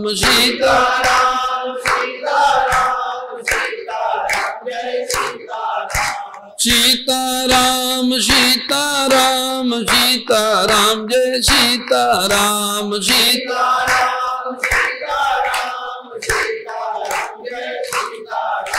राधे श्याम राधे श्याम राधे श्याम जय श्याम श्याम राधे श्याम राधे श्याम राधे श्याम जय राधे श्याम राधे श्याम राधे श्याम जय श्याम श्याम राधे श्याम राधे श्याम राधे श्याम राधे श्याम राधे श्याम जय श्याम श्याम राधे श्याम राधे श्याम राधे श्याम राधे श्याम राधे श्याम जय श्याम श्याम राधे श्याम सीताराम सीताराम सीताराम जय सीताराम सीताराम सीताराम सीताराम सीताराम जय सीताराम